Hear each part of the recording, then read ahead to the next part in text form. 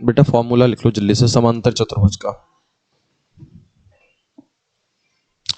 Area यानी क्षेत्रफल क्या होता है? आधार गुणे ऊंचाई होता है।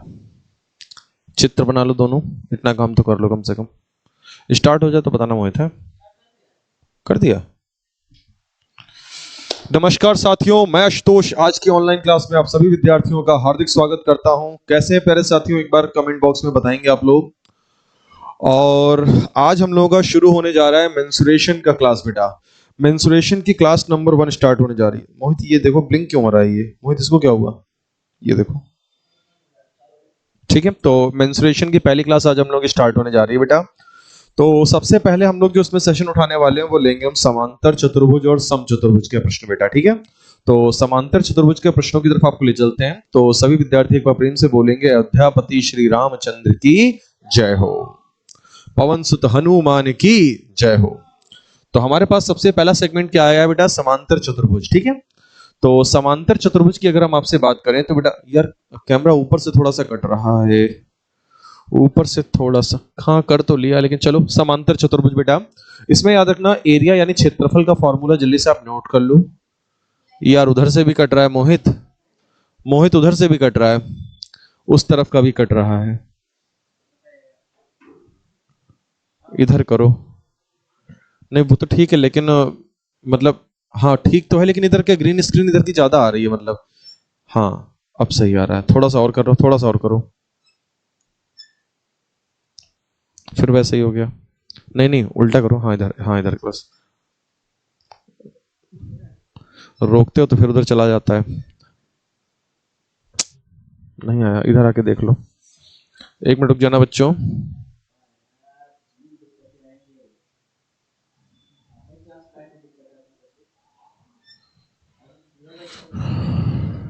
पूजा से क्या मतलब है? पूजा तो हमारी स्थिर है। हाँ अब ठीक है। आधार गुणे ऊंचाई है ना, और याद रखिएगा जब इसका आधार ए बी है तब हम इसके क्षेत्रफल को बोलेंगे A B into H one, यानी आधार गुणे ऊंचाई। लेकिन इसी समांतर चतुर्भुज को अगर हम इस तरह से रखते हैं है ना, जैसे कि जो आधार इसका बीसी है वो हमने उठा के ऐसे रख दिया ऐसे, तब आधार क्या हो जाएगा? बीसी हो जाएगा। तो बीसी इंटू एच टू। तो देखा जाए ये डिपेंड करता है कि आप समांतर चतुर्भुज का आधार कैसा बनाए हुए हैं। आधार जब आपका इधर था, जब आधार ए बी था, तो फॉर्मूला क्या अप्लाई हुआ? A B into H one. और जब आपका जो आधार है वो इस तरह से इधर रोटेट कर दिया तो ये बीसी आधार बन गया, तब क्या कहलाएगा? BC into H two. यानी कुल मिला के फॉर्मूला क्या होता है समांतर चतुर्भुज का? वो होता है आधार गुणे ऊंचाई। ठीक है, याद रखना। अब फॉर्मूला नोट कर लो सम चतुर्भुज का, जल्दी से फॉर्मूला नोट कर लीजिए आप लोग सम चतुर्भुज का फॉर्मूला। सम चतुर्भुज में क्या होता है भाई? इस तरह से होता है जिसमें इसके विकर्ण एक दूसरे को 90 डिग्री पे क्या करते हैं? लंब समद्विभाजित करते हैं। इसके विकर्ण अगर एक दूसरे को 90 डिग्री पे लंब समद्विभाजित करते हैं तो यहाँ पे विकर्ण हो जाएगा AC और BD। ये देखिए विकर्ण क्या हो गए? AC और BD। विकर्ण को नाम दिया हमने डायगोनल 1 और डायगोनल 2। दो तरह के विकर्ण हो गए D1 एंड G2। और एरिया का फॉर्मूला क्या होगा? Half D1 into D2। Area का फॉर्मूला होगा हाफ D1 इंटू D2। अनु वहां लाइव चैट में कमेंट बॉक्स में जाके बता देना कि टेक्निकल प्रॉब्लम के कारण लाइव क्लास नहीं हो पाएगी। वहां पे यूट्यूब वाले चैट बॉक्स में जाके लिख देना बस।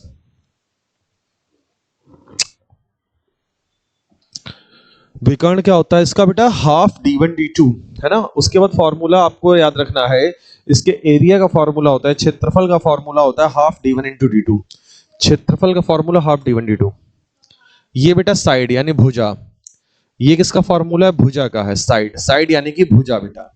ये फॉर्मूला लिख लेना, साइड यानी कि भुजा। भुजा का फॉर्मूला होता है half under root D1 square plus D2 square. Mensuration में सारा खेल बेटा फॉर्मूलों का है। सम चतुर्भुज की चारों भुजाएं आपस में क्या होती हैं? बराबर। जैसे AB बराबर BC बराबर CD बराबर DA, चारों भुजाएं आपस में बराबर होती हैं। जबकि समांतर चतुर्भुज में ऐसा नहीं होता है। समांतर चतुर्भुज में केवल आमने सामने की भुजाएं बराबर होती हैं। यानी देखो AB और CD आपको बराबर दिख रही होगी लंबाई में, इसी प्रकार से BC और AD आपको लंबाई में बराबर दिख रही होगी। तो यानी कि जो समांतर चतुर्भुज होता है उसमें केवल आमने सामने की भुजाएं बराबर होती हैं, जबकि सम चतुर्भुज जो होता है उसमें चारों भुजाएं आपस में बराबर होती हैं। विकर्ण एक दूसरे को 90 डिग्री पे लंब समद्विभाजित करते हैं। विकर्ण इसके d1 d2 हो गए तो फॉर्मूला बनेगा एरिया का हाफ d1 इंटू d2, और साइड यानी भुजा का फॉर्मूला क्या होगा, half d1 square plus d2 square. और जब विकर्ण एक दूसरे को लंबवत काट देते हैं तब यहाँ पे एक चीज और बनती है, AO बराबर OC। देखिए AO बराबर OC, और ये वाला विकर्ण जो BD था वो क्या हो जाएगा, BO बराबर OD। यानी जब ये एक दूसरे को काट रहे हैं 90 डिग्री पे लंब समद्विभाजित हो रहे हैं, तब याद रखिएगा ये AO बराबर OD हो जाएगा, सॉरी AO, हाँ BO बराबर OD, ये देखिए BO बराबर OD हो जाएगा और AO बराबर OC हो जाएगा, ठीक है। और ये AB जो होती है पैरेलल होती है CD के। अब इस पर आधारित हम लोग सवाल लगाने जा रहे हैं। तो पहला क्वेश्चन ये रहा बेटा, समांतर चतुर्भुज का पहला क्वेश्चन आपकी स्क्रीन पर। फटाफट इसको ट्राई कर लें एक बार जरा। अभी आपको जो मैंने फॉर्मूला सिखाया उसी पर आधारित आप सवालों को लगा लें।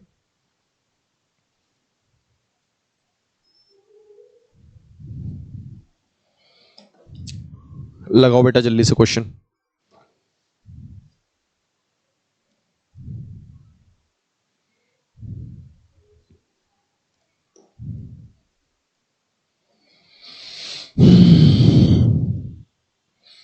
कुछ ऐसा हो रहा है, मेंसुरेशन की किस्मत ही ऐसी है कि लाइव नहीं जा रही है, वहां भी नहीं हो पाई थी, यहां भी नहीं।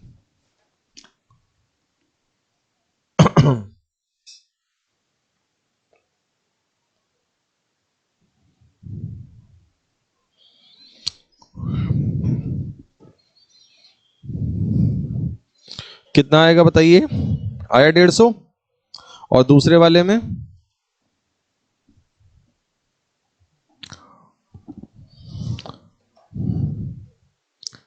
तो बात करें बेटा पहले क्वेश्चन की, जो क्वेश्चन नंबर 4 है, उसमें आपको क्या करना है बेटा, आधार दिया है, ऊंचाई दी है, तो क्षेत्रफल पूछा है। तो समांतर चतुर्भुज का क्षेत्रफल अभी आपने पढ़ा, आधार गुणे ऊंचाई, आधार गुणे ऊंचाई। उत्तर कितना आ गया, उत्तर आ जाएगा 150। यहां तक तो कोई दिक्कत ही नहीं हो किसी को, याद रहेगा फॉर्मूला, आधार गुणे ऊंचाई किसका होता है, समांतर चतुर्भुज का, ठीक है। उसके बाद समचतुर्भुज के विकर्ण दिए गए, उसका क्षेत्रफल पूछा गया है। तो उसके क्षेत्रफल का फॉर्मूला भी क्या लिखा था, जल्दी बताइए मुझे। हाफ d1 इंटू d2 लिखाया था बेटा। समचतुर्भुज के विकर्णों, समचतुर्भुज का एरिया, क्षेत्रफल क्या लिखाया था। समचतुर्भुज की बात करें तो समचतुर्भुज का क्षेत्रफल अभी लिखाया था मैंने, हाफ d1 इंटू d2। तो d1 d2 दोनों विकर्ण है, क्या क्या है भाई, 18 और 22। तो आपको विकर्ण क्या क्या लिखने हैं, बस 18 और 22 लिख दीजिए। विकर्ण आपके क्या हो गया, 18 और 22, यानी कि हाफ d1 की जगह क्या लिखेंगे 18, और d2 की जगह क्या लिखेंगे 22। बस हाफ d1 इंटू d2 कर लो, काट पीट लो, आंसर आ जाएगा। बताइए कितना आ रहा है काटने पे, 2 से काटेंगे 11 मिलेगा, और 18 और 11 की कर देंगे गुणा। 18 11 की गुणा करेंगे तो 8, और 8 और 1 9, और 1 कितना आ जाएगा, 198 सेंटीमीटर स्क्वायर। 198 सेंटीमीटर स्क्वायर, ये इसका एरिया आ जाएगा। बताओ क्लियर क्वेश्चन, और प्रैक्टिस करें। समचतुर्भुज का एक क्वेश्चन और है बेटा आपके पास, बहुत बढ़िया क्वेश्चन आ गया फिर से। अब थोड़ा दिमाग लगाना पड़ेगा आपको। समचतुर्भुज की भुजा 30 है और उसका एक विकर्ण दिया है, तो उसका क्षेत्रफल पूछा गया है।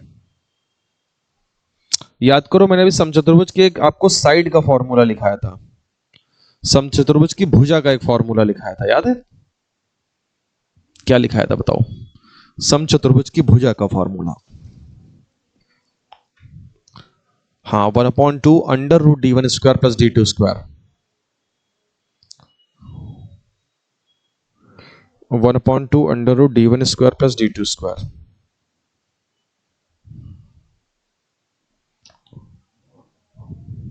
उसका फॉर्मूले का प्रयोग करके आप दूसरा विकर्ण निकाल सकते हैं, क्योंकि एक विकर्ण तो दिया गया है, दूसरा विकर्ण आप निकाल लेंगे।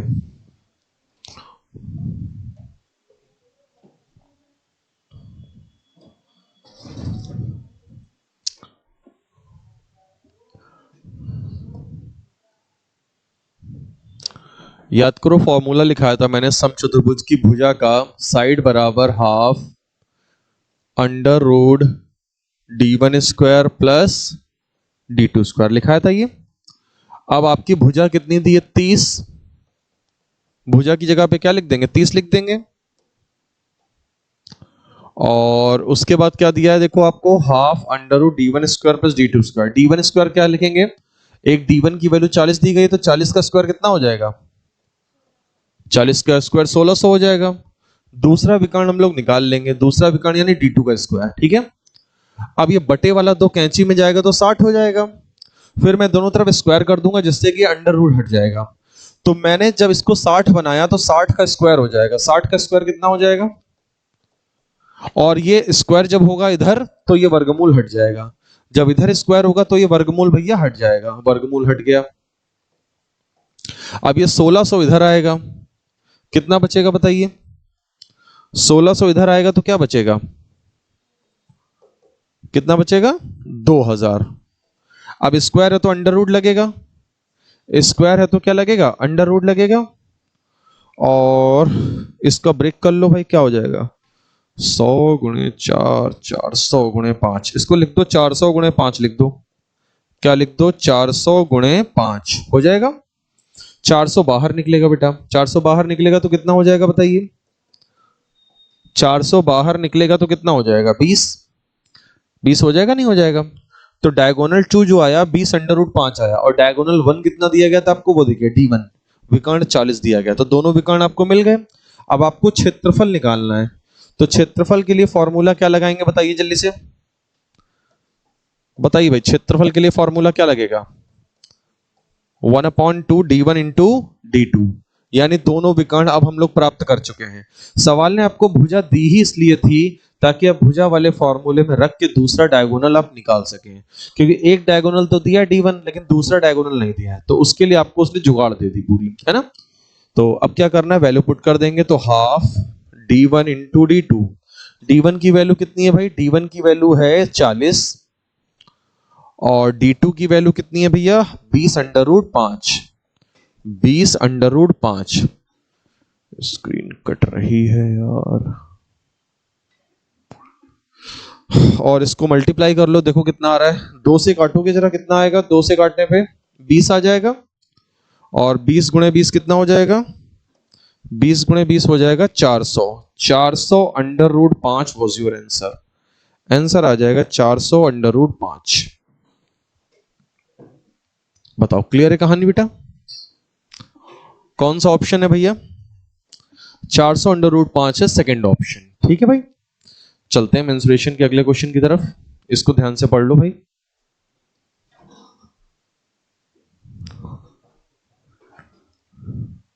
अब यानी हम स्क्रीन को इतना नीचे रखें तब काम बनेगा। चलो इस क्वेश्चन को ट्राई कर लो भाई।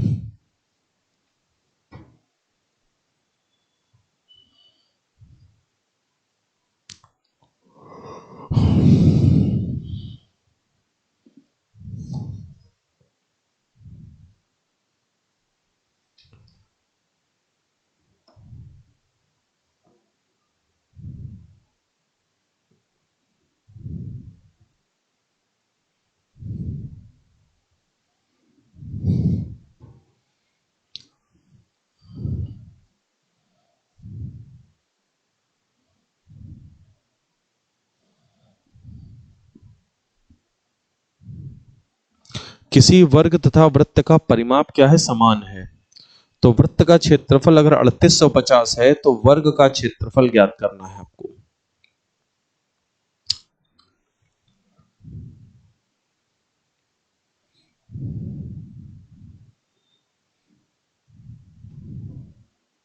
बढ़िया क्वेश्चन है, देखिए।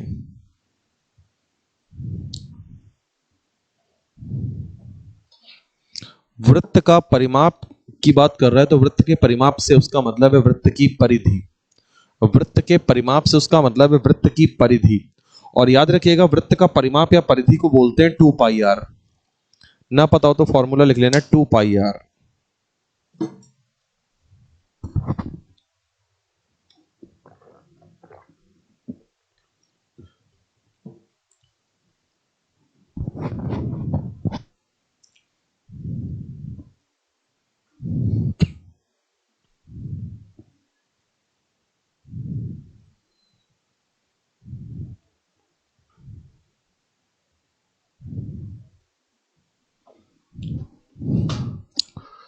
चलो आ जाओ, देखते हैं इस क्वेश्चन को फिर। सबसे पहले तुम वृत्त का क्षेत्रफल लिख लेते हैं। वृत्त का क्षेत्रफल कितना दिया है भाई? 3850। पहले इसी को देख लेते हैं। वृत्त का क्षेत्रफल 3850, यानी कि it's a value of pi are square. अब मैं पाई का वैल्यू यहां पे क्या रखूंगा? 22/7 रखूंगा। तो पाई का वैल्यू क्या रखेंगे? 22/7। तो ये सामने सामने कटेगा जरूर यार, 11 से काट दिया जाए। 11 दूनी 22, 11 तिया 33, 11 पच्चे 55। अब बताओ क्या मिलने वाला है?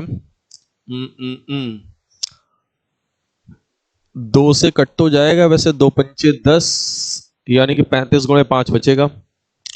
अगर हम 2 से इधर काटेंगे तो ये जीरो काट दो, केवल 2 से केवल जीरो को काट दो। जीरो मतलब 10 होता है ना, 35 गुणे 10 लिखा है, मान लो 35 गुणे 10 लिखा है, तो 2 पंचे 10 कटेगा, 35 गुणे 5 बचेगा।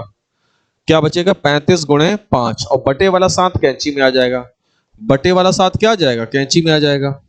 अब ये लिखा है 35 गुणे 35, यानी 35 का स्क्वायर बराबर आर स्क्वायर।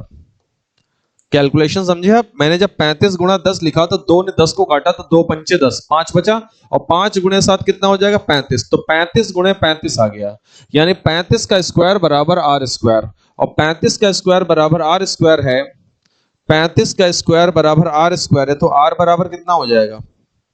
आर बराबर 35 आ जाएगा। कैलकुलेशन समझे बेटा? ये 35 गुणे 10 लिखा है, 2 पंचे 10 कटेगा, 5 सत्ते 35 हो जाएगा कैंची गुणा में, तो बन जाएगा 35 गुणा 35। और 35 गुणा 35 का मतलब है 35 का स्क्वायर बराबर रेडियस स्क्वायर। रेडियस 35 आ गई। जब रेडियस 35 आ गई तो सवाल की पहली कंडीशन थी कि पैरामीटर उनका समान है। वर्ग और वृत्त का पैरामीटर क्या है? परिमाप क्या है? समान है। तो जरा दोनों का परिमाप बताइए पहले, क्या होता है? दोनों का परिमाप पहले बताइए क्या होता है? तो वर्ग का परिमाप क्या लिखेंगे भाई? 4a। वर्ग का परिमाप 4a, और वृत्त का परिमाप 2πr लिखेंगे ऐसे। तो रेडियस की वैल्यू क्या है भाई? 35 है। रेडियस की वैल्यू क्या लिखेंगे यहां पे? 35। ये लीजिए 35 हो गई। तो आपको भुजा की वैल्यू निकाल लेंगे, और भुजा निकल आएगी तो वर्ग का क्षेत्रफल भी निकल आएगा। भुजा निकल आएगी तो वर्ग का क्षेत्रफल भी निकल जाएगा। तो हम एक काम करते हैं, काटते हैं इसको। काटने के लिए 4 एकम 4, और ये 44 लिखा है, ये कितना लिखा है? 44। 44 से काटेंगे 11 बार में कट जाएगा।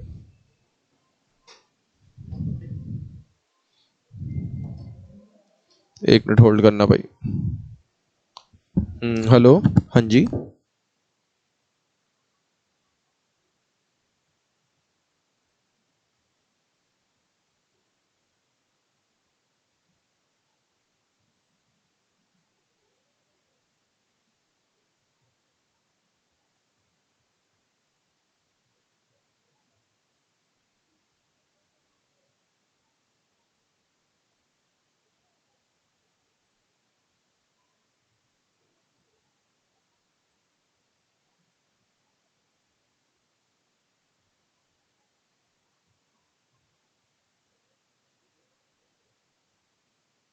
तो 11 गुणे 35/7, 7 पंजे 35 भी कट जाएगा भाई। लाइट जल रही, देखना जरा, लाइट जल रही है, ठीक। तो 7 पंजे 35 कट गया ये, और 11 पच्चे कितना हो गया? 55 हो गया, यानी ए का वैल्यू कितना आ गया? 55। ए का वैल्यू आ गया 55। भुजा आ गई 55। हमसे क्या पूछा जा रहा है? वर्ग का क्षेत्रफल पूछा जा रहा है। तो वर्ग का क्षेत्रफल होता है भुजा स्क्वायर। वर्ग का क्षेत्रफल ना याद हो तो लिख लेना, वर्ग का क्षेत्रफल क्या होता है? भुजा स्क्वायर। भुजा स्क्वायर मतलब 55 का स्क्वायर, और 55 का स्क्वायर कितना हो जाएगा? 30/25। याद है मैंने आपको एक दिन ट्रिक बताई थी कि जिन नंबर के लास्ट में 5 आता है उनका स्क्वायर निकालना हो तो क्या करेंगे? जो 5 लिखा है उसके आगे वाला नंबर 6 से मल्टीप्लाई करेंगे, 5 छक्के 30, बस 30/25 लिख दो। जैसे मान लो 65 का स्क्वायर निकालना हो तो कितना हो जाएगा? हाँ, 6 सत्ते 42, 42/25 हो जाएगा। 85 का स्क्वायर 72/25 हो जाएगा, ठीक है। तो वर्ग की भुजा हमें पता चल गई 55, तो उसका क्षेत्रफल कितना हो जाएगा वर्ग का? 30/25। 30/25 हमारा सेकंड ऑप्शन है। बताइए, कहानी क्लियर होती है इस सवाल की? इन सवालों को बस घर जाके प्रैक्टिस जरूर कर लीजिएगा, अच्छे अच्छे लेवल के सवाल हैं आपके। ये सवाल देखिए, पढ़ने में आ रहा है? जरा देख लो, छोटा है थोड़ा सा। देख लो, परिधि दी गई है, क्षेत्र की परिधि क्या। अच्छा पहले मैं इसके पहले आपको एक फॉर्मूला लिखा देता हूं इस सवाल को। अब ये देखिए उसका आपकी यूपीएसआई की टेस्ट सीरीज में आता क्वेश्चन, तो बच्चों ने पूछा था। इस सवाल को करने से पहले फॉर्मूला लिख लीजिए। त्रिज्यखंड के क्षेत्रफल की बात होने जा रही है, हेडिंग बना लीजिए एरिया ऑफ सेक्टर, यानी कि त्रिज्यखंड का क्षेत्रफल। अब त्रिज्यखंड कैसा होता है, जरा इसको कुछ चीजें समझाने जा रहा हूं, देखिएगा। तो फर्स्ट मेक अ डायग्राम। ये त्रिज्यखंड हमने बनाया और इस त्रिज्यखंड के अंदर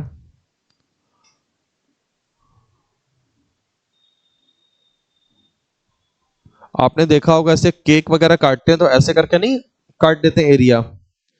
तो वो जो एरिया आपने कट किया है ये वाला, ये एरिया ही क्या कहलाता है आपका, त्रिज्यखंड। ये एरिया ही कहलाता है त्रिज्यखंड। तो इसका एरिया लिख लो सबसे पहले तो, त्रिज्यखंड का क्षेत्रफल। त्रिज्यखंड का क्षेत्रफल, या जिसको बोल सकते हैं area of the sector, area of the sector.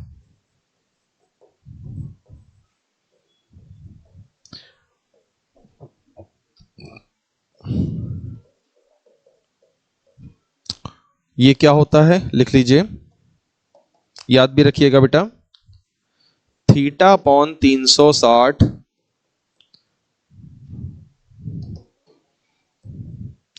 Into pi are square.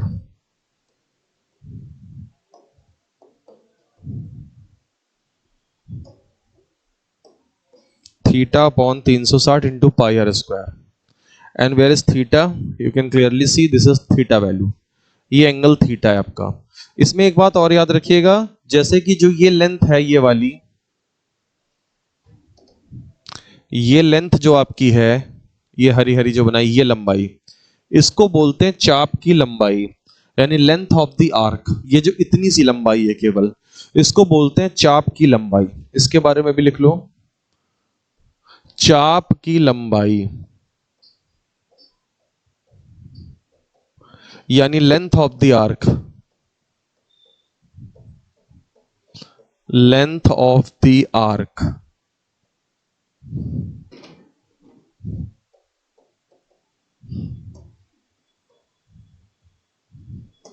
Length of the arc, इसका फॉर्मूला लिख लेना, थीटा अपॉन 360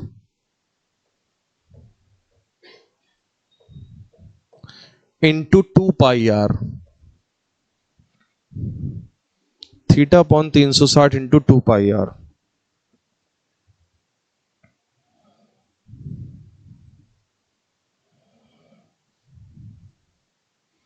त्रिज्यखंड का क्षेत्रफल हो गया, चाप की लंबाई हो गई। चाप की लंबाई को एल से डिनोट करते हैं। ये जो लेंथ है, इस लेंथ को किससे डिनोट करेंगे, एल से।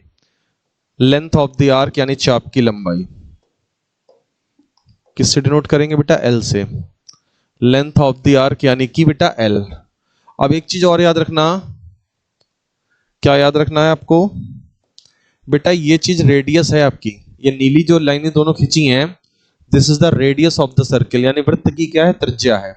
तो अगर मैं आपसे इस त्रिज्यखंड की परिधि पूछ दूं, अगर मैं आपसे इस त्रिज्यखंड की परिधि पूछ दूं, ये जो त्रिज्यखंड आपने बनाया है, जिसका क्षेत्रफल आपने नीचे लिखा है, अगर मैं आपसे इस त्रिज्यखंड की परिधि पूछ दूं, तो त्रिज्यखंड की परिधि का फॉर्मूला लिख लीजिए भाई। त्रिज्यखंड की परिधि हो जाएगी बेटा L प्लस 2R, चाप की लंबाई प्लस R यानी L प्लस 2R। त्रिज्यखंड की परिधि हो जाएगी L प्लस 2R।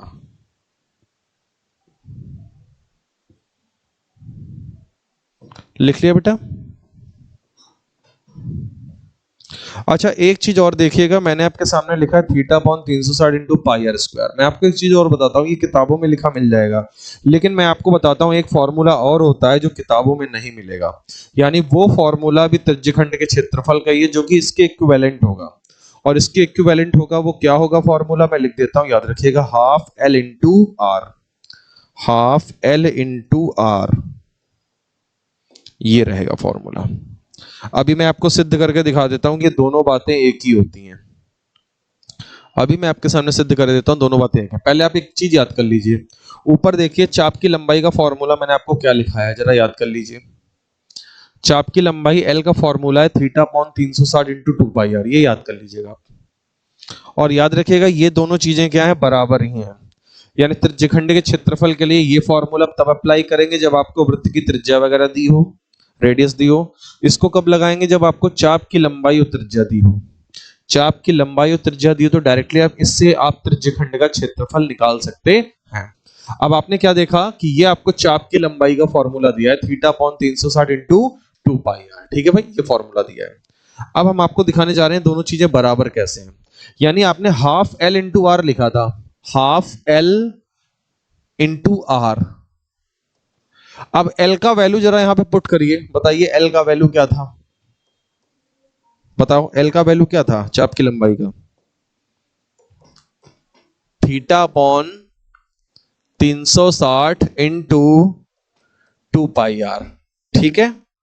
और वो वाला आर भी लिखेंगे भी, ये वाला आर, तो हाफ एल इंटू आर हो गया। जहां एल का वैल्यू क्या है तुम्हारा, रेड वाला साइन है ये, है ना।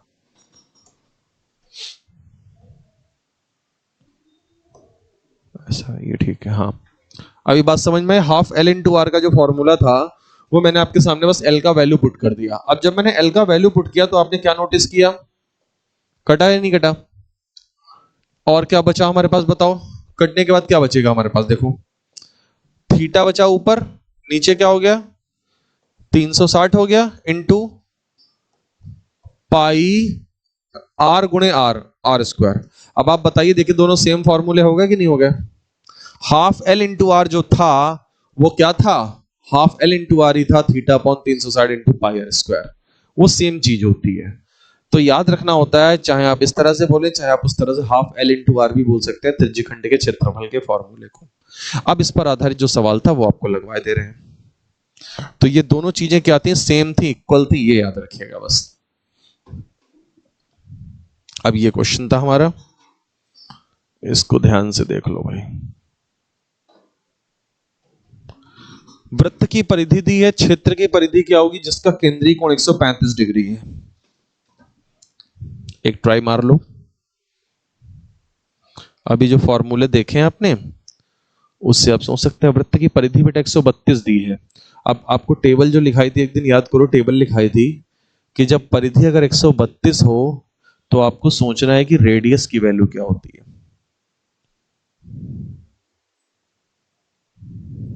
अभी मैं एक टेबल लिखे दे रहा हूं, उसको लिख लीजिएगा, यहां पे लिखे दे रहा हूं छोटी सी टेबल।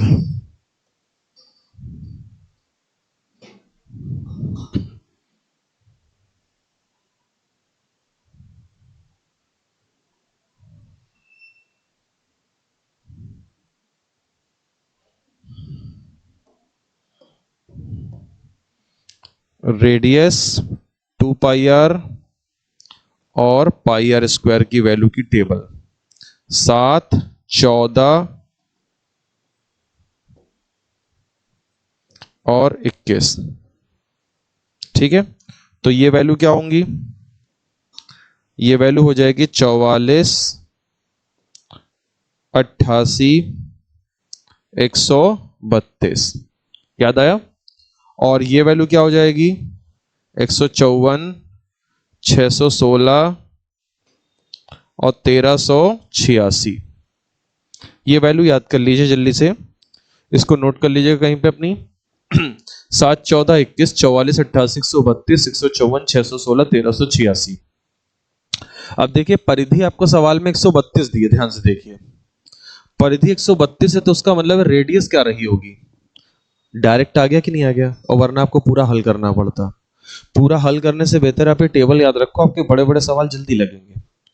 तो परिधि की वैल्यू अगर 132 दी है, ध्यान से देख लो, ये परिधि की वैल्यू कितनी दी, 132 दी है, तो हम डायरेक्टली यहां से क्या बोल देंगे, रेडियस की वैल्यू कितनी बोल देंगे भाई, रेडियस की वैल्यू 21 हो जाएगी भाई।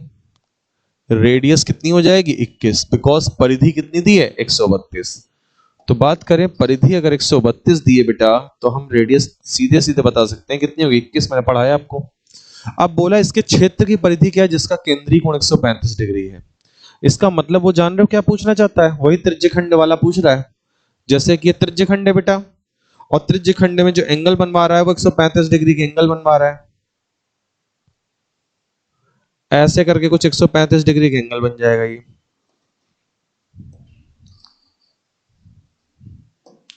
ये 135 डिग्री का क्या बन रहा है, एंगल बन रहा है। ठीक है, तो कह रहा है इसके क्षेत्र की परिधि क्या है बेटा। तो इस क्षेत्र की परिधि का फॉर्मूला पहले याद करो, क्या था परिधि का फॉर्मूला, इसका क्या लिखाया था मैंने परिधि का फॉर्मूला। इसकी परिधि का फॉर्मूला लिखवाया था क्या बेटा बताओ, L प्लस 2R, याद आया, L प्लस 2R ये लिखवाया था।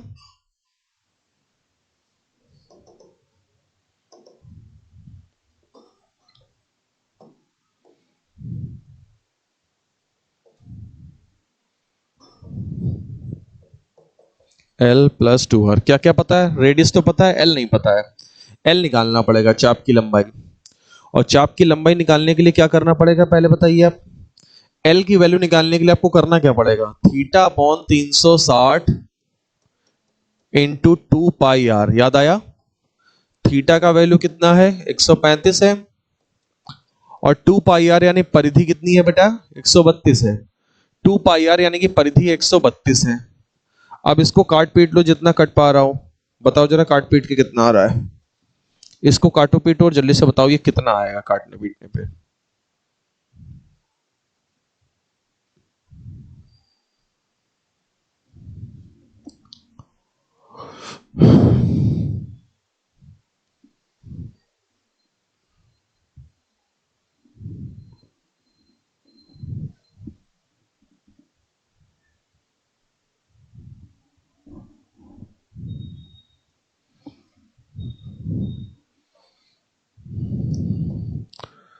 चार निमा 36, चार तियां 12, चार तियां 12, चार तियां 12 और चार तियां 12, ठीक। 3 से काट दें अब, 3 से काटेंगे तो क्या मिलेगा भाई, 3 तियां 9, और 3 से काटेंगे 11 मिलेगा।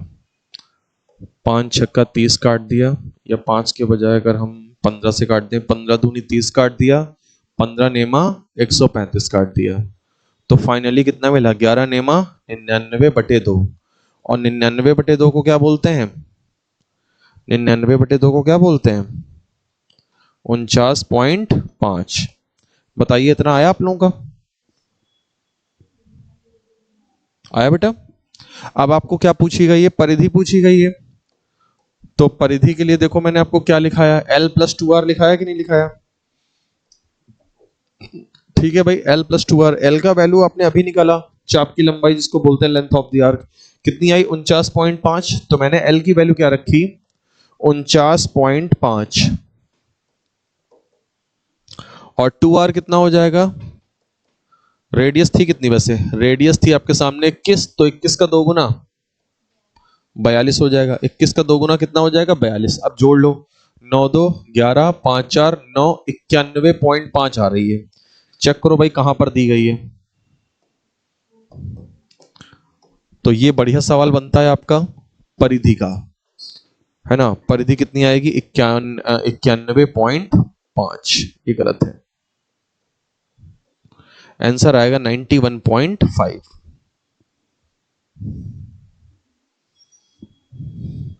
फॉर्मूला याद कर लो दोनों, परिधि क्या थी इसकी L प्लस 2R थी, और L की वैल्यू निकालने का फॉर्मूला क्या था, theta upon 360 into 2 pi R होता है। ठीक, घर पे प्रैक्टिस करिएगा इन सवालों को दोबारा से। अगला क्वेश्चन है बेटा वर्ग का। वर्ग का विकर्ण कितना दिया गया है, 4√2 दिया गया है, और दूसरे वर्ग का विकर्ण आपको ज्ञात करना है जिसका क्षेत्रफल प्रथम वर्ग के क्षेत्रफल का 2 गुना है। तो पहला वर्ग ये बनाया मैंने, और दूसरा वर्ग ये बनाया मैंने। तो सवाल ने बोला है दूसरे वर्ग का विकर्ण ज्ञात करना है, यानी मुझे इसका विकर्ण ज्ञात करना है।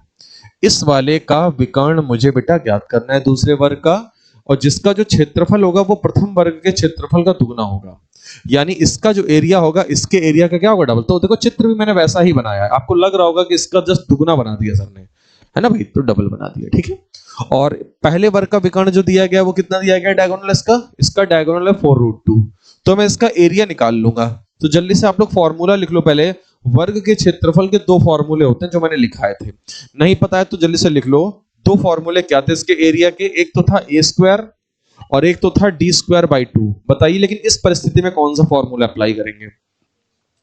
हम वर्ग के क्षेत्रफल का ये वाला फॉर्मूला लगाएंगे, बिकॉज हमें क्वेश्चन ने क्या वैल्यू दी है, डायगोनल की वैल्यू दी है, दैट्स वाई।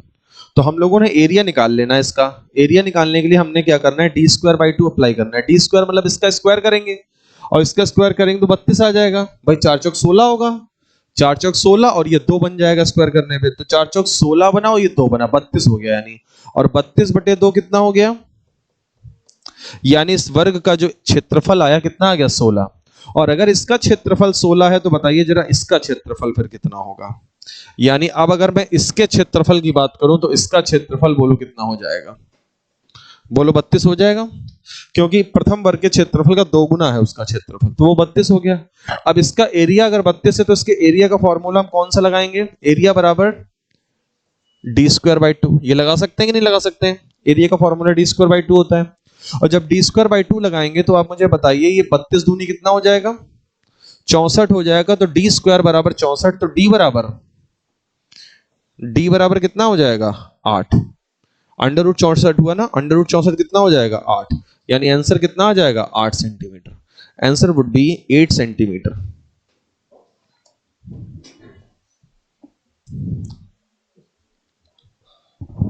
बताइए कुछ बात समझ में आई, कितना हो जाएगा? बेटा एक बात बताएं, जब तक रफ कॉपी पे बार बार सवालों को नहीं लगाओगे तब तक कुछ चीजें ध्यान नहीं रहेंगी। मैंने 10 रजिस्टर भरे जब मैं स्टूडेंट था।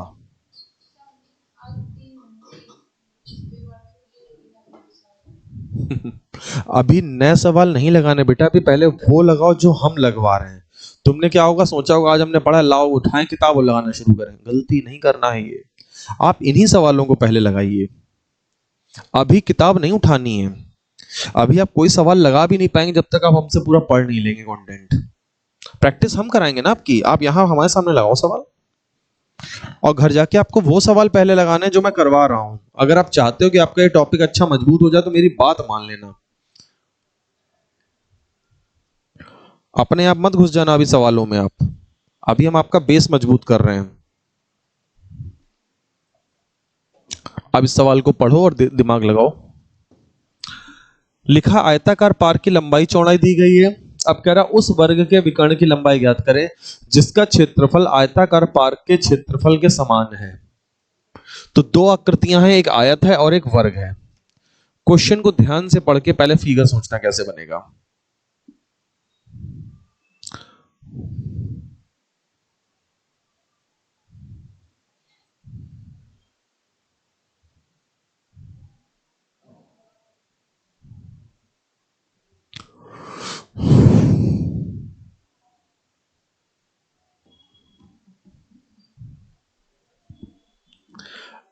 अरे मोहित भाई,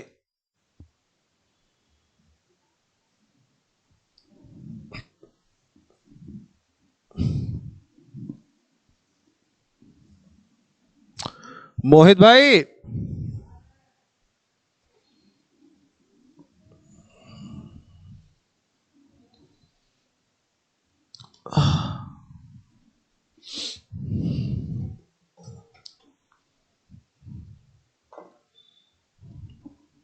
देखो बेटा सवाल ने क्या बोला है, भैया पानी दे देना।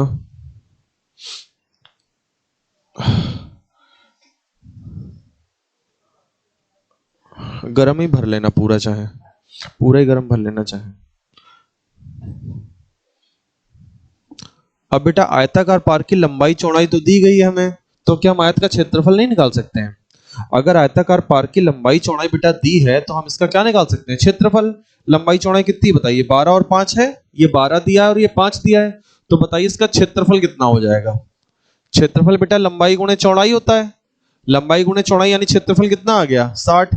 सवाल ने आगे बोला उस वर्ग के विकर्ण की लंबाई ज्ञात करें, तो वर्ग हमने बना लिया, ठीक है।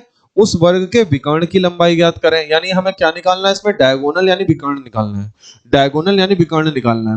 कह रहा उस वर्ग के विकर्ण की लंबाई ज्ञात करें जिसका क्षेत्रफल, यानी इसका जो क्षेत्रफल है वो आयताकार वर्ग के क्षेत्रफल के बराबर होगा। आयताकार पार के क्षेत्रफल के क्या होगा बराबर? आयताकार पार का क्षेत्रफल कितना निकाला था तुमने? 60, तो वो इसका भी क्षेत्रफल हो जाएगा 60। ठीक है बेटा, इतनी बात क्लियर। अब उसके बाद आपको क्या करना है? अब आपको करना है इसका डायगोनल निकालना है और इसका एरिया 60 है, तो एरिया का फॉर्मूला क्या लगाएंगे? डी स्क्वायर बाई 2 लगाएंगे। अब देखो बेटा, जब मेरे से आप ये क्वेश्चन कर रहे हो ना, तो आपका एक कॉन्सेप्ट बेस मजबूत हो रहा है। अभी नए सवाल किताब से नहीं उठाने आपको, अभी पहले मैं जितना करवा रहा हूं उसको घर जाके 4-4 बार लगाइए, 3-3 बार लगाइए, 2-2 बार लगाइए कम से कम। मतलब जो है इन्हीं सवालों का इनका सॉल्यूशन छुपा लीजिए, सॉल्यूशन मत देखिएगा, तब आपका बेटा अच्छा मैथ्स स्ट्रांग बनेगा, मेंसुरेशन आपका तब स्ट्रांग बनेगा। नीचे रख देना भाई, इधर रख देना। अब आपको क्या करना है बेटा? यहां से डायगोनल निकालने की पूरी व्यवस्था दी गई है। डायगोनल निकालने के लिए क्या होगा? डी स्क्वायर बराबर कितना हो जाएगा? 60 गुणे 2। 60 गुणे 2 कितना हो जाएगा? 120 हो जाएगा। और 120 को हम कैसे लिखते हैं कि अंडर रूट से निकल पाए? 120 को लिखने का जुगाड़, चलो 120 लिख दिया, ठीक है। तो इसको हम लिख सकते हैं 4 गुणे 30। 4 गुणे 30 भी तो लिख सकते हैं, इसको लिख सकते हैं 4 गुणे 30, है ना। इसको हम क्या करने वाले हैं? लिखने वाले हैं 4 गुणे 30। अब जब स्क्वायर हटेगा तो अंडर रूट आएगा, स्क्वायर हटेगा तो क्या आएगा? अंडर रूट आएगा। और बताइए 4 अगर बाहर निकल आएगा तो बाहर क्या आएगा? अगर 4 निकल आया बाहर तो 2 अंडर रूट 30 नहीं हो जाएगा? बताइए, 4 बेटा बाहर निकल आएगा, 4 बाहर निकलेगा तो 2 बचेगा, अंदर क्या बचेगा? Under root 30। यानी डायगोनल की वैल्यू कितनी आ गई? डायगोनल की वैल्यू आ जाएगी बेटा 2 अंडर रूट 30। डायगोनल कितना आ जाएगा? 2 अंडर रूट 30 आंसर। आप देखो, जब ये छोटे छोटे सवाल अभी आप हमसे कर रहे हो ना, आप देखो अभी छोटे सवाल भी नहीं समझ पा रहे हो, तो आप बड़े सवाल बुक के कहां से लगा लोगे? अभी तो पहला ही दिन हुआ है क्लास का, तो इसीलिए पहले आप मेरे सवाल पहले प्रैक्टिस करो, मेरे ही सवालों को जाके घर पे लगाओ। किताब तो तब आपको उठानी है जब मेरा टॉपिक खत्म हो जाए, और मेरे टॉपिक में ही आपको इतने सवाल मिल जाएंगे, आप उतना ही प्रैक्टिस कर लो, बहुत है। नोट्स बना लो, अगर आप हाथ से लिख के देखो, खुद नोट्स बनाते हो तब तो बहुत ही अच्छी बात है। जैसे जैसे जो बच्चे प्रिंट आउट करा लेते हैं, चलो वो तो ठीक है, लेकिन अगर आप हाथ से बनाओ तो बहुत अच्छी बात है। आई बात समझ में? एरिया का फॉर्मूला याद हो गया? वर्ग का क्षेत्रफल भुजा स्क्वायर होता है और डी स्क्वायर बाई 2 होता है। अच्छा, ये सवाल मैं आपके लिए होमवर्क छोड़ रहा हूं, इसको अपने आप लगाइएगा आप। ये क्वेश्चन मैं आपके लिए होमवर्क छोड़ रहा हूं। वैसे इसका आंसर मुझे याद होना चाहिए, कितना था, कितना आया था आंसर इसका? सुबह वाली क्लास में तो हुआ था 30 आया था, कितना आया था? 60 आया था, 60 आया था इसका आंसर। इसका आंसर कितना आया था? सुबह वाली क्लास में आया था शायद 60 आया था इसका आंसर। ये थोड़ा घर के लिए छोड़ रहा हूं आपको।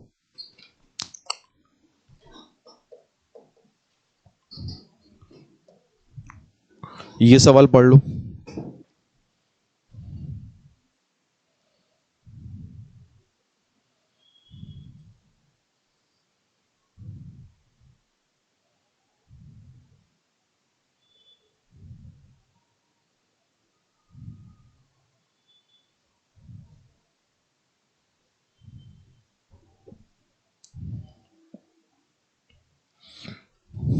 अब बेटा वर्ग, आयत और अर्धवृत्त सब आ गया। क्या कह रहा है? आराम से पढ़ते हैं, मैं समझाऊंगा। वर्ग का परिमाप दिया है, वर्ग का परिमाप आप लिख लो ना, बताओ 4a। परिमाप क्या होता है? 4a। वर्ग का परिमाप हो गया 4a, 4a का वैल्यू 8 सेंटीमीटर हो गया। और क्या बोल रहा है? 8 से, अच्छा परिमाप 4 पे लिखा है, परिमाप जो है 8 लंबाई और 7 चौड़ाई वाले आयत के परिमाप के दुगने के बराबर है। ओके। उस अर्धवृत्त की परिधि कितनी होगी जिसका व्यास वर्ग की भुजा के बराबर है? अगर कितना खतरनाक क्वेश्चन है।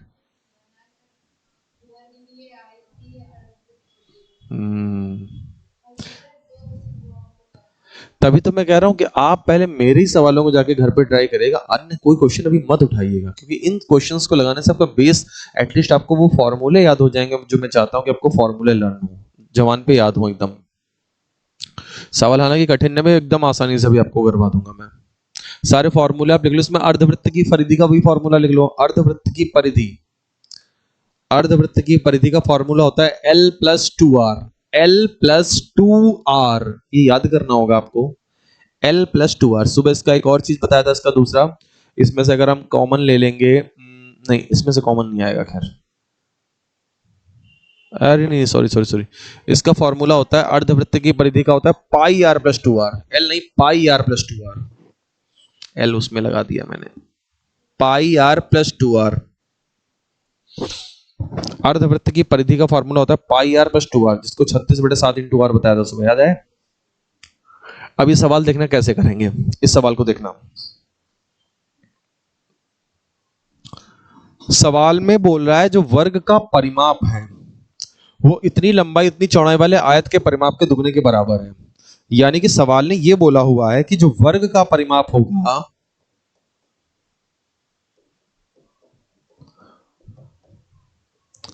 वो आयत के परिमाप के दुगने के बराबर होगा। वो क्या होगा? आयत के परिमाप के दुगने के बराबर होगा।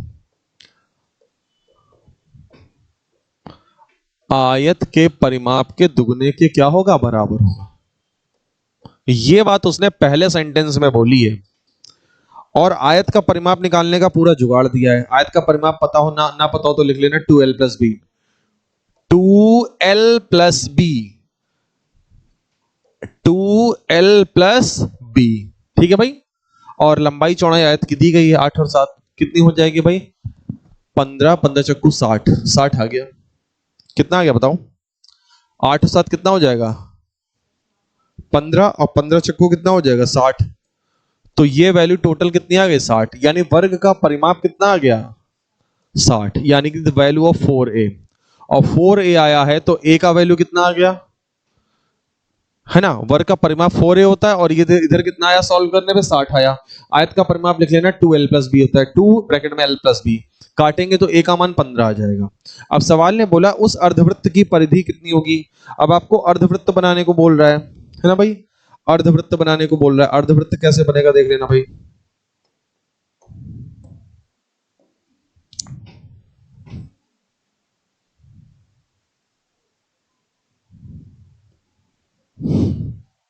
जुगाड़ से बना रहे हैं, ठीक है, अर्धवृत्त। ये नीला वाला क्या है? अर्धवृत्त है आपका, ठीक है। और अर्धवृत्त की परिधि पूछी गई है। क्या पूछी गई? परिधि। तो परिधि का फॉर्मूला क्या लिखा था इसका हमने आपका? पाई आर प्लस 2r, जिसमें से आप रेडियस को कॉमन ले लेंगे तो अंदर बचेगा पाई प्लस 2, रेडियस को कॉमन ले लेंगे तो क्या बचेगा? Pi plus 2। अच्छा एक बात और बोली है कि अर्धवृत्त की परिधि कितनी होगी? जिसका व्यास, व्यास ये रहा बेटा पूरा, वर्ग की भुजा के बराबर है। यानी जो उसका व्यास है वर्ग की भुजा के बराबर है। यानी कि व्यास मतलब क्या होता है? 2r होता है। व्यास क्या चीज होती है? 2 इंटू आर, यानी त्रिज्या का दोगुना। त्रिज्या का दोगुना ही तो होता है व्यास, और व्यास वर्ग की भुजा के बराबर है। यानी कि ये वैल्यू कितनी हो जाएगी? 15। अब अगर ये वैल्यू हम यहाँ पे 15 रख दें डायरेक्टली तो काम बन जाएगा। लेकिन लेकिन लेकिन एक काम करते हैं, कॉमन ले लेते हैं। पहले तो हम r को कॉमन लेते हैं। जब r कॉमन लेंगे तो अंदर क्या बचेगा? अंदर बचेगा पाई प्लस 2, और पाई प्लस 2 हमने सुबह हल किया था। 22/7 प्लस 2 कितना हो जाएगा? 22/7 प्लस 2। बताओ जरा 22/7 प्लस 2 कितना हो जाएगा?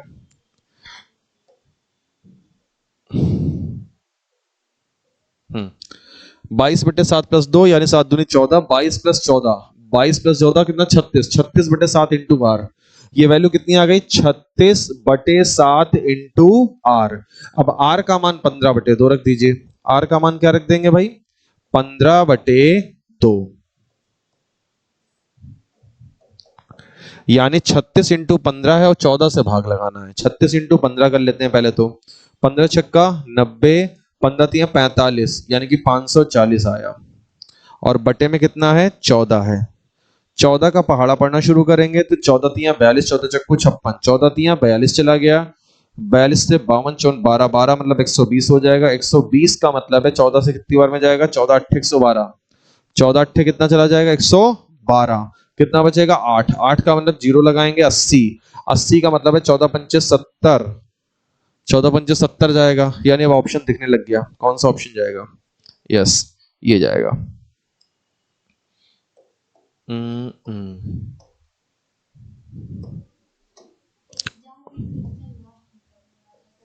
बेटा ऐसा कुछ नहीं है, आप पहली बार पढ़ रहे हो, लेकिन कुछ लोग ऐसे भी होते होंगे जो 2-2 3-3 साल से पढ़ रहे हैं, जिन्होंने मेंसुरेशन को 3 बार मास्टर से पढ़ रखा है, तो उनके लिए कठिन नहीं होते सवाल। आप बेटा ये याद रखो कि आपका मैथ्स कमजोर है, ऐसा थोड़ी ना कि सबका कमजोर है ना, ऐसा नहीं है बेटा, है ना। और इस चीज का डर मत पालो कठिन है। अभी क्या करो, आज आपको घर जाके यही सवाल ट्राई करना। सवाल लगाना क्यों है? जिससे कि आपके जो ये फॉर्मूले हैं ये आपको याद हो जाए, प्लस आपकी लैंग्वेज पे कमांड बने कि लैंग्वेज को पढ़ने के बाद आप उसको एग्जीक्यूट कैसे करेंगे। देखिए अभी आप एग्जीक्यूट नहीं कर पा रहे हैं क्योंकि आपके सामने बहुत बड़ा पहाड़ कठिन जैसा लग रहा है, आपको लग रहा है बड़ा कठिन है यार ये। तो आपको कठिनाई से तभी बच पाएंगे जब आपका कॉन्सेप्ट कैसे मजबूत होगा, जब आप इसी सवाल को आप जाके घर पे लगाइए, कोई अन्य नहीं। आप अन्य कोई सवाल लगाएंगे आपका मोरल डाउन हो जाएगा। तो जैसे हुआ, तुमने अभी बोला सर जी हमें तो कुछ लग ही नहीं रहा, कुछ समझ में नहीं आ रहा। अरे अभी पहले ये सवाल लगाओ, सवालों मतलब मेंसुरेशन या गणित को पढ़ने का जो तरीका मैं जो बता रहा हूं उससे करो। आपको यही सवाल घर जाके लगाना है, यही 2-2 3-3 बार सोल्यूशन को छुपा के। सोल्यूशन छुपा लीजिए। अच्छा हम लोग यही करते थे यार, हम लोगों ने कोई नई अलग रॉकेट साइंस नहीं करी। हम लोग के जमाने में ना भैया चैट जीपीटी था, ना भैया यूट्यूब था, कुछ नहीं था हम लोगों के। और तब भी मैथ बहुत बढ़िया, क्योंकि तरीका अपना देसी था। जो मास्टर साहब ने पढ़ाया वही सवाल अपना घर जाके लगा लेते थे। लेकिन हाँ, इतनी ज्यादा बार लगाते थे उस सवाल को कि वो सवाल तक याद हो जाता था। सवाल का सॉल्यूशन तो छोड़ो, सवाल तक याद हो जाता था, पूरा सवाल याद हो जाता था। तो इस तरीके से आप लोग भी पढ़ाई कर लो, आपका भी बढ़िया हो जाएगा। मेंसुरेशन जैसा कोई कठिन चैप्टर हो या ज्योमेट्री हो, सब तैयार हो जाएगा। लंबाई चौड़ाई में 23 का अंतर दिया गया है भाई, ठीक। और परिमाप परिमाप 206 दिया गया है भाई, ठीक। और आपसे पूछा गया क्षेत्रफल पूछा गया है, बढ़िया क्वेश्चन है भाई। क्या पूछा गया? क्षेत्रफल।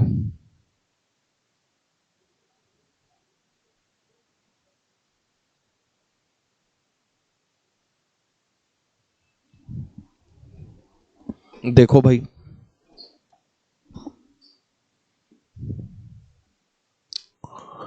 सवाल में लंबाई चौड़ाई का जो अंतर है वो कितना है भाई? 23। अब पहले सीख लो बेटा, पहले समझो मैं कैसे करने जा रहा हूं, है ना। उसके बाद जब मेरी पीडीएफ खोला करो, सोल्यूशन पीडीएफ, उसमें सोल्यूशन छुपा लिया करो, मत देखा करो। और इन्हीं सवालों को आप सुबह शाम दोनों के लेक्चर को अपना मतलब ऐसे करिएगा।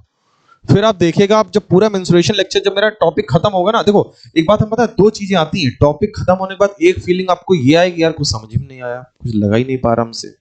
एक फीलिंग आएगी हाँ यार समझ में आया, हम कर लेते हैं सवाल।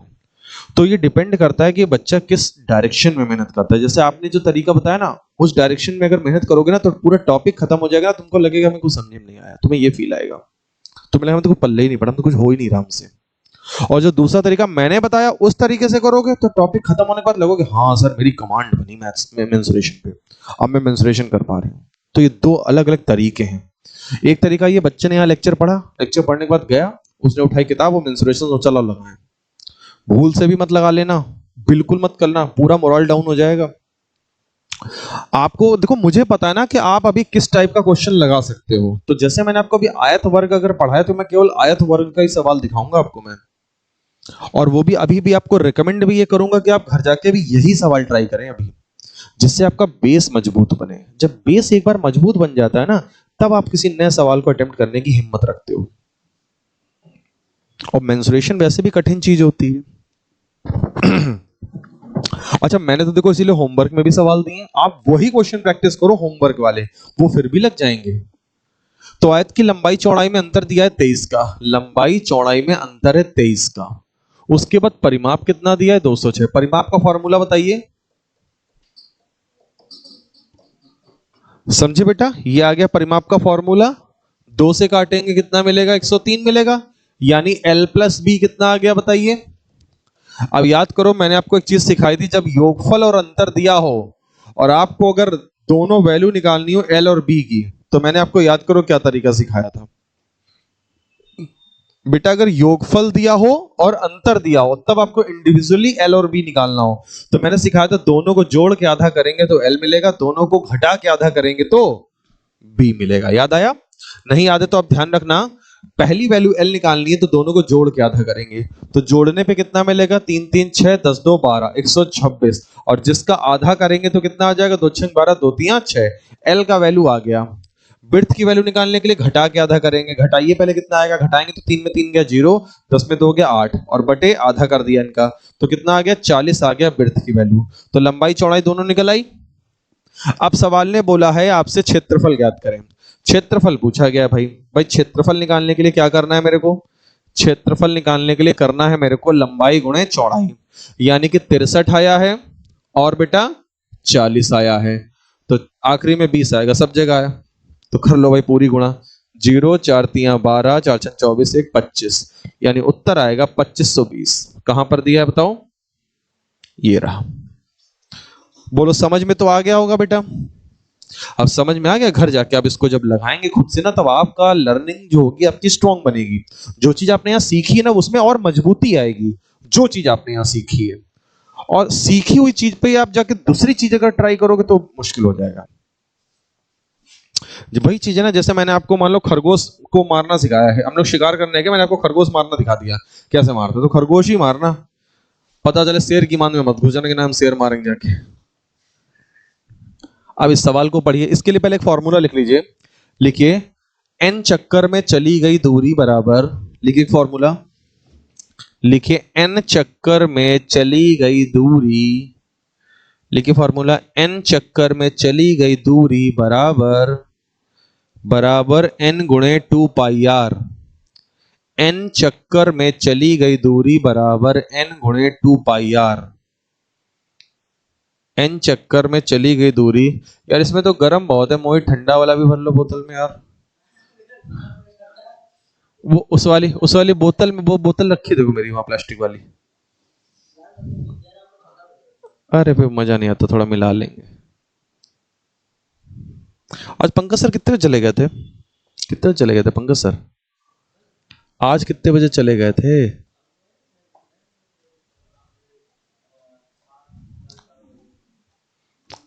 डीके सर से मुलाकात हुई क्या?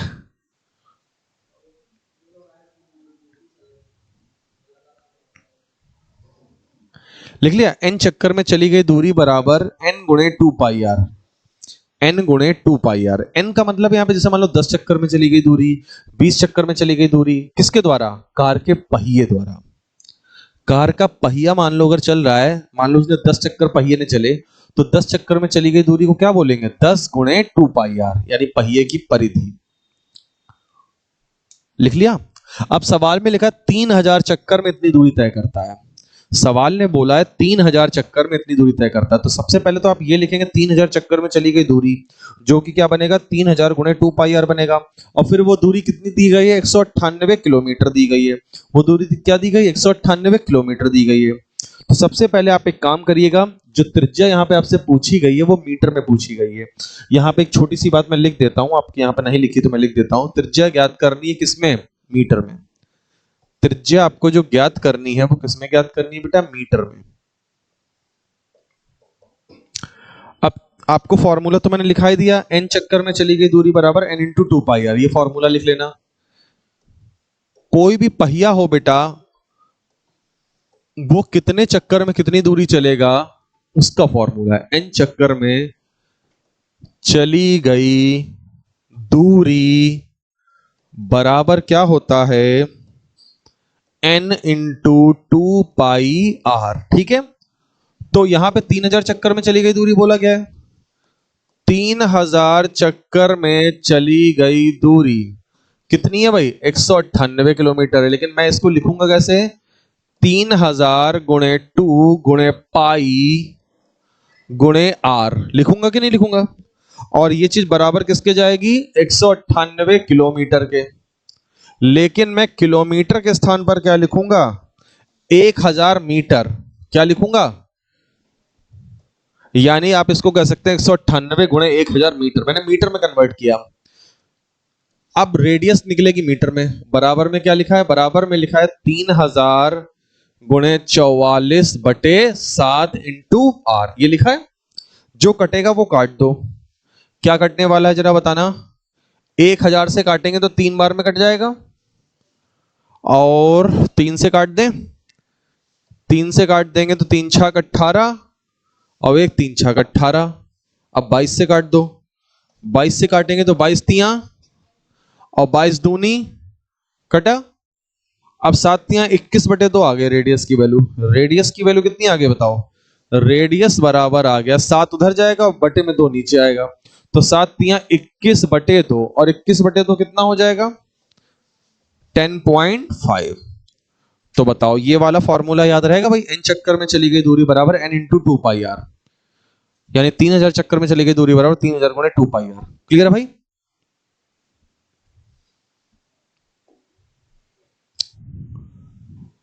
अब क्वेश्चन लिखा है एक तार को वर्ग के रूप में मोड़ा गया जिसका क्षेत्रफल इतना है, यदि उसी तार को अर्धवृत्त के रूप में मोड़ा जाए तो अर्धवृत्त की त्रिज्या ज्ञात करें। सवाल ध्यान से पढ़ लीजिए आप लोग, पहले सवाल का मन में ही सोच लीजिए डायग्राम किस तरह से बना होगा।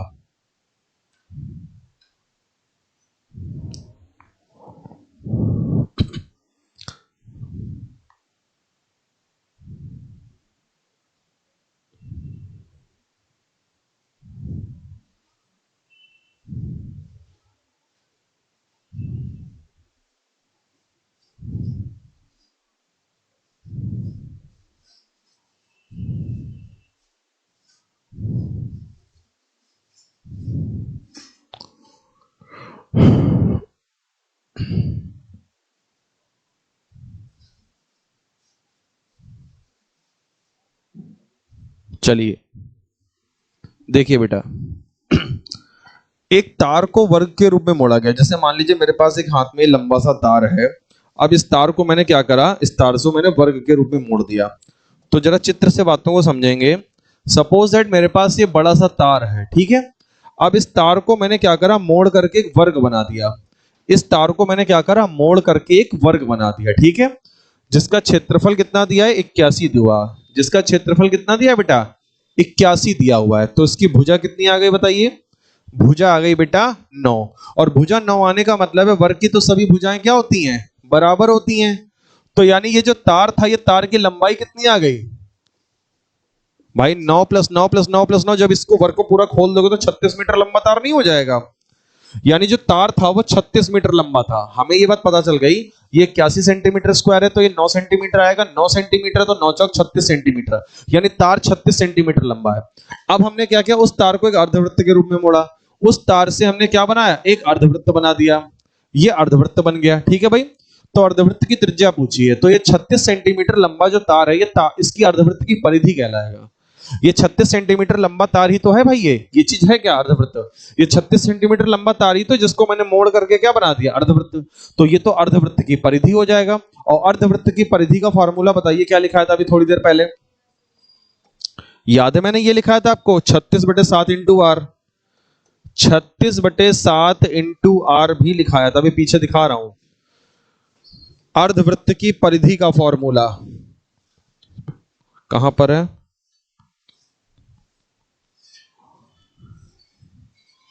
कहां है? ये रहा, ये देखो। अर्धवृत्त की परिधि पाई आर प्लस 2 आर होती है। जब रेडियस को कॉमन लेंगे तो अंदर बचेगा पाई प्लस 2। पाई मतलब 22/7 प्लस 2। 22/7 प्लस 2 कितना हो जाएगा, 36/7 इंटू आर। यानी अर्धवृत्त की परिधि आप डायरेक्टली याद कर सकते हैं 36/7 इंटू आर। अर्धवृत्त की परिधि को डायरेक्टली याद कर सकते हैं 36/7 इंटू आर। तो मैंने यहां पे वही पुट कर दी है, अर्धवृत्त की परिधि। ये चीज मैंने क्या पुट की है, अर्धवृत्त की परिधि यानी इसकी लंबाई। और ये लंबाई है कितनी, 36 सेंटीमीटर, क्योंकि इसी तार से हम अर्धवृत्त बनाएंगे। तो ये हो गया हमारी परिधि। अच्छा, अब क्या बोल रहा है, रेडियस निकालना है। तो 36 36 कट जाएगा बेटा, 36 36 कट जाएगा, रेडियस कितना आ जाएगा, रेडियस आ जाएगा 7। तो सवाल का उत्तर आपका आ गया 7। बताओ सवाल क्लियर होता है बेटा?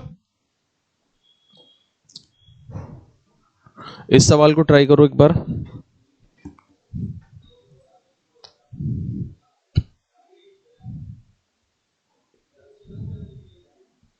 8 सेंटीमीटर त्रिज्या वाले वृत्त के अंदर बने वर्ग का क्षेत्रफल ज्ञात करें। 8 सेंटीमीटर त्रिज्या वाले वृत्त के अंदर बने वर्ग का क्षेत्रफल ज्ञात करें।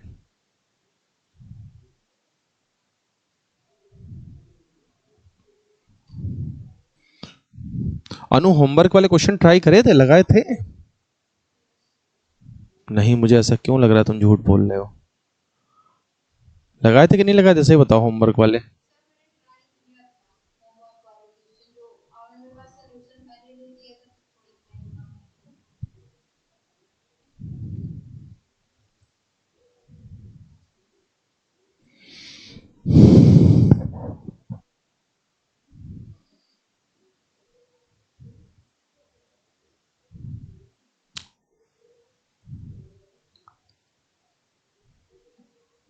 देखो भाई इसको,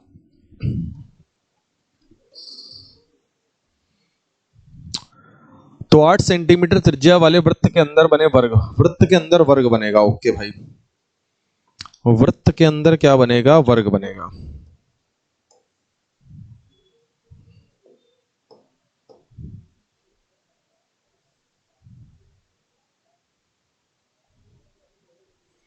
देखो वृत्त के अंदर वर्ग बना है और त्रिज्या इसकी है 8।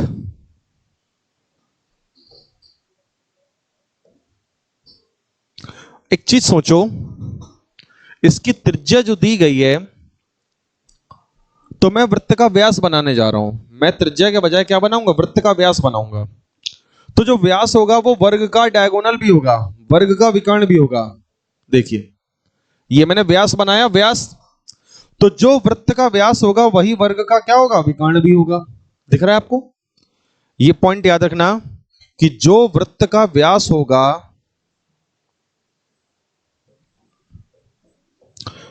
वो वर्ग का विकर्ण भी होगा। वो क्या होगा? वर्ग का विकर्ण भी होगा। बोलो जी, होगा नहीं होगा? होगा। अब ध्यान से देखो यहां पे 8 त्रिज्या है तो व्यास 16 हो जाएगा। 8 अगर त्रिज्या है तो व्यास कितना हो जाएगा? 16 हो जाएगा। तो वर्ग का विकर्ण भी 16 हो जाएगा। तो वर्ग का विकर्ण भी तो 16 हो जाएगा। यानी मैं डायगोनल की बात करूं तो डायगोनल भी कितना हो जाएगा? 16 हो जाएगा, वर्ग का विकर्ण 16। और वर्ग का क्षेत्रफल ज्ञात करना है। क्या ज्ञात करना है? वर्ग का क्षेत्रफल। तो वर्ग के क्षेत्रफल के लिए फॉर्मूला कौन सा लगाएंगे हम? डी स्क्वायर बाई 2 लगाएंगे। डी स्क्वायर कितना? 16 का स्क्वायर। 16 का स्क्वायर कितना हो जाएगा? और इसको जल्दी से काट पीट दो, कितना आ रहा है देखो जल्दी से। 2 एक कम 2, 12 दूनी 24 और 2 अट्ठे 16, 128 आएगा। कहां पर दिया है?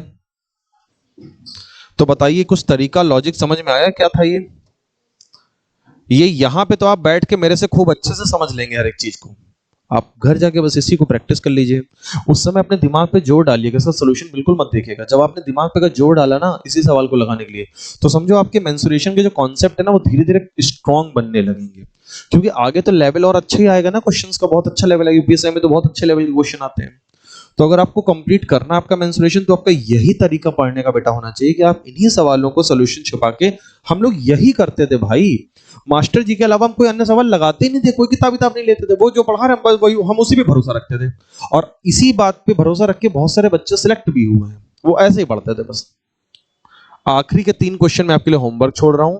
ये 3 क्वेश्चन लास्ट वाले मैं आपके लिए होमवर्क छोड़ रहा हूं, लेकिन मैं इसका आंसर आपको बता दे रहा हूं जिससे कि आप घर पे ट्राई करें तो आपको पता रहे। इसका आंसर लिख लेना बेटा, 1 सही 29/48। 1 सही 29/48 कहां दिया है? 1 सही 29/48। ठीक है, ये आएगा। सेकंड नंबर क्वेश्चन, ये भी आपका होमवर्क जा रहा है।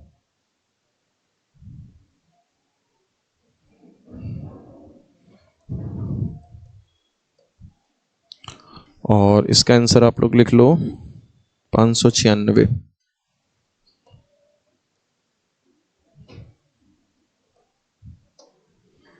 एंड द लास्ट वन, ये वाला आपका होमवर्क है।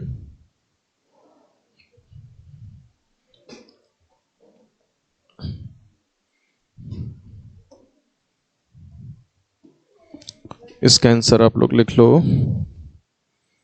अब इन क्वेश्चन में आप अपना दिमाग लगाइएगा, लेकिन सीडब्ल्यू पहले करिएगा, उसके बाद ही एचडब्ल्यू के क्वेश्चन ट्राई करिएगा। क्योंकि सीडब्ल्यू जब आप कर लेंगे तो आपकी यहां पे ना स्ट्रांग हो जाएगा कॉन्सेप्ट। फिर एचडब्ल्यू पे आप ट्राई करिएगा, और ना लग पाए तब आप सोल्यूशन की मदद लीजिएगा। केवल ना लग पाने की स्थिति में केवल आपको सोल्यूशन की मदद लेनी है। ठीक है, अब आपका आ जाता है इधर करंट अफेयर का सेशन, देख लो जल्दी से।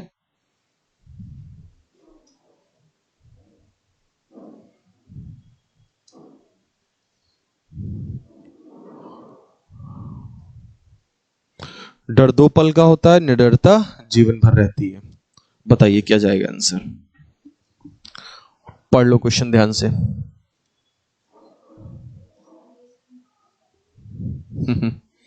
बहुत कुछ अभी तुम पहली बार ही देखोगे सुनोगे।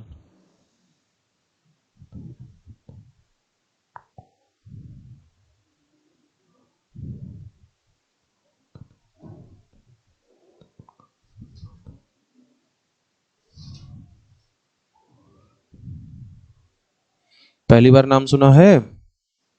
बहुत सही। क्वेश्चन है, कौन सा देश सोमालीलैंड को एक स्वतंत्र राष्ट्र के रूप में आधिकारिक मान्यता देने वाला दुनिया का पहला देश बन गया है? तो आंसर जाएगा इजराइल। आंसर याद कर लो, इजराइल। ये कंटेंट आपको याद करना है, जितना भी आपके सामने आ रहा है जल्दी जल्दी याद करते जाओ। इजराइल। क्योंकि आपके पास करंट अफेयर पढ़ने के लिए ना समय है ना सोर्स है, तो आप यहीं पे बैठ के याद कर लो। अगला सवाल पढ़ लो। अगला सवाल है बेटा कि हाल ही में थाईलैंड ने सीमा संघर्ष को समाप्त करने के लिए किस पड़ोसी देश के साथ संघर्ष विराम समझौते पर हस्ताक्षर किए हैं? संघर्ष विराम समझौते पर हस्ताक्षर किए हैं, बताइए क्या जाएगा? क्या जाएगा आंसर? आंसर जाएगा कंबोडिया। आंसर क्या जाएगा बेटा? कंबोडिया। अगला क्वेश्चन पढ़ेंगे। तो किस देश ने जेट विमान के बराबर गति वैक्यूम ट्यूब में 1000 किलोमीटर प्रति घंटा का लक्ष्य रखने वाली सुपर कंडक्टिव मैग्लेव ट्रेन का सफल परीक्षण किया? बताइए कौन सी कंट्री हो सकती है? Yes, China. सही जवाब चाइना। चाइना ही भैया इन सब मामलों में आगे है। देखो ट्रेन के मामले में, अपने यहाँ की ट्रेनें तुम देख लो। क्या करें। दिल्ली पुलिस ने संगठित अपराध के खिलाफ हाल ही में कौन सा विशेष अभियान चलाया है? बताइए संगठित अपराध के खिलाफ कौन सा विशेष अभियान चलाया है?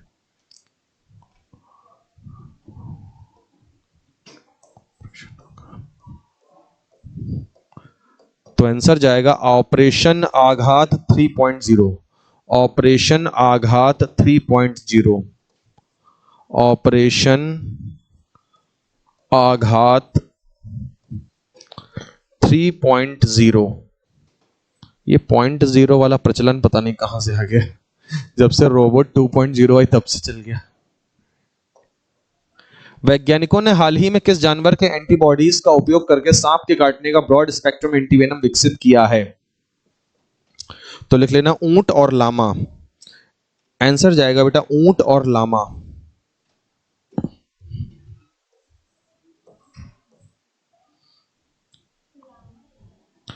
ये भी कोई यार जानवर होता होगा। ऊंट सही लिखा है ना?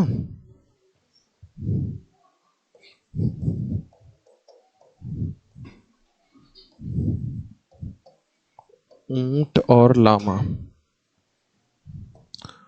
भारतीय विशिष्ट पहचान प्राधिकरण ने हाल ही में किस उत्पाद के लिए भारत का पहला मानक अधिसूचित किया है? किस उत्पाद के लिए पहला मानक अनुसूचित किया है? बताइए किस उत्पाद के लिए?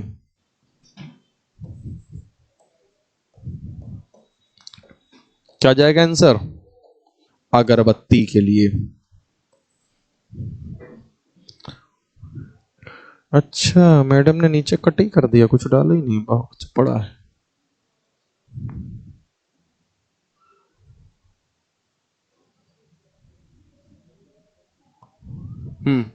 2025 के विश्व एथलीट ऑफ द ईयर का पुरस्कार किसे दिया गया है? विश्व एथलीट ऑफ द ईयर। इनका नाम काफी खतरनाक है, आर्मंड डुप्लेंटिस।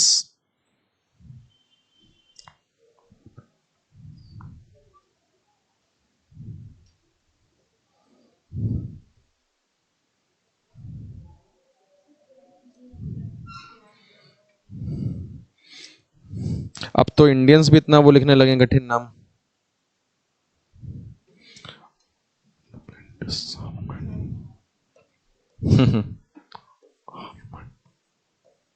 आर्मंड डुप्लेंटिस।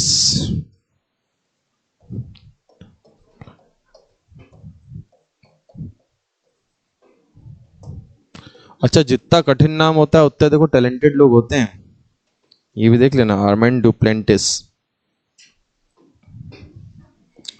अगला क्वेश्चन है, मुर्मू ने किस स्वदेशी कालवरी श्रेणी की पनडुब्बी में समुद्री यात्रा की? बताइए।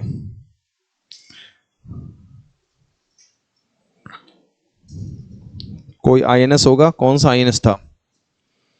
अभी इन्होंने हाल ही में, हैं? नहीं, वागशीर। आईएनएस वागशीर। आईएनएस वागशीर।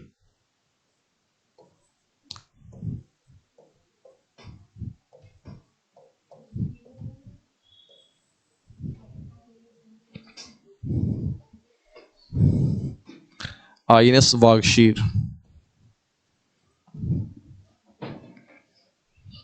अगला क्वेश्चन है, नगर विमानन मंत्रालय ने हाल ही में यात्रियों की सहायता और आपातकालीन स्थितियों के लिए किस 24/7 नियंत्रण कक्ष का संचालन शुरू किया है? तो लिख लेना, यात्री सहायता नियंत्रण कक्ष, passenger assistant control room. Passenger assistant control room.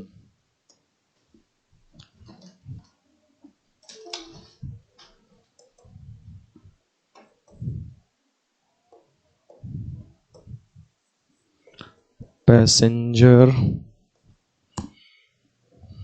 Assistant control room.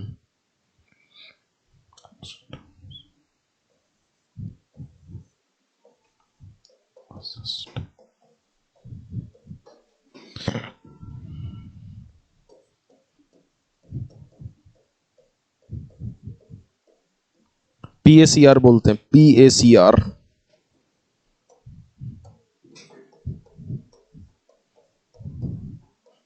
पीएसीआर, passenger assistance control room. अगला है, मोदी ने मन की बात कार्यक्रम में मणिपुर की पुष्प देवी के नाम से मशहूर किस महिला किसान के कार्यों की सराहना की? बहुत खतरनाक नाम है इसका। मणिपुर की पुष्प देवी के नाम से मशहूर किस महिला किसान के कार्यों की सराहना की? तो लिख लेना, चोखोने कृचेना। चोखोने कृचेना।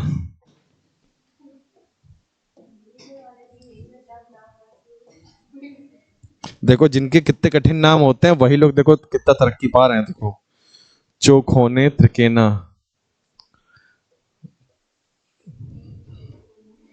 कृचेना क्या है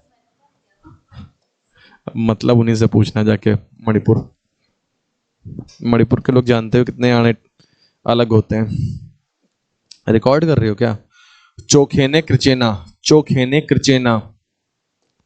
खैर, आईएमए, इंडियन मेडिकल एसोसिएशन ने हालिया नेशनल कॉन्फ्रेंस 2025 कहां आयोजित किया गया था? इंडियन मेडिकल एसोसिएशन का हालिया नेशनल कॉन्फ्रेंस कहां आयोजित किया गया था? अहमदाबाद, गुजरात। कहां आयोजित किया गया था? अहमदाबाद, गुजरात। याद कर लो जल्दी से, अहमदाबाद, गुजरात।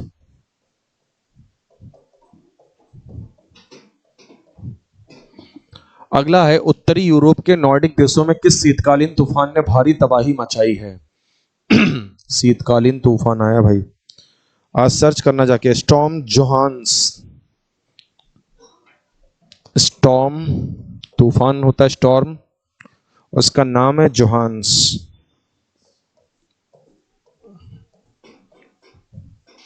यूट्यूब पे एक बार मारिएगा, सर्च आ जाएगा, देख लीजिएगा कैसी तबाही मचाई है स्टॉर्म जोहान। अगला है, अमित शाह ने हाल ही में गुजरात में मोदी के जीवन पर आधारित किस सांस्कृतिक कार्यक्रम को संबोधित किया?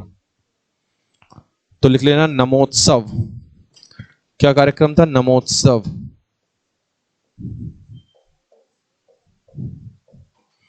भौकाल तो मोदी जी का ही है।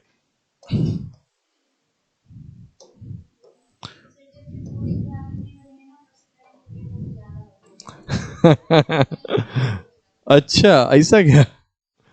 इनने करंट अफेयर ज्यादा कर दिया। क्वेश्चन है, हाल ही में खबरों में रही धसान नदी किसकी सहायक नदी है? धसान नदी किसकी सहायक नदी है, बताइए। अभी स्टैटिक नहीं आया है, ये करंट में ही चल रहा है। बताइए। बेतवा नदी की सहायक नदी है। ये कहां चलने लगा? Last question of the current affair, Vallanadu वन्यजीव अभ्यारण्य किस राज्य में स्थित है? वल्लानाडु वन्यजीव अभ्यारण्य कहां स्थित है? तमिलनाडु में। अब आएगा स्टैटिक जी के।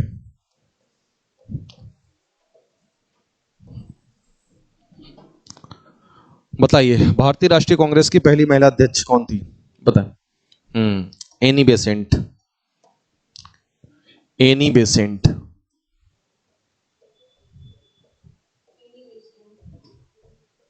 याद आया? Annie Besant. एओ ह्यूम बता रहे थे क्या? अच्छा भाई, किस ग्रह को लाल ग्रह के नाम से जाना जाता है? मंगल ग्रह को लाल ग्रह के नाम से जाना जाता है। ठीक है भाई।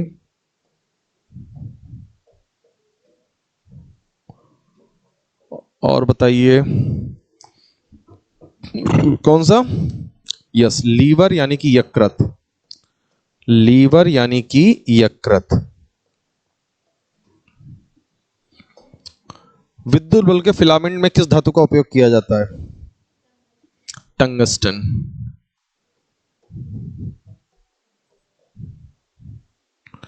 और भारतीय सशस्त्र बलों का सर्वोच्च कमांडर कौन होता है? भारतीय सशस्त्र बलों का सर्वोच्च कमांडर कौन होता है बताइए? कौन होता है? राष्ट्रपति। ठीक है भाई, तो ये स्टैटिक आपका यहाँ पे ओवर होता है।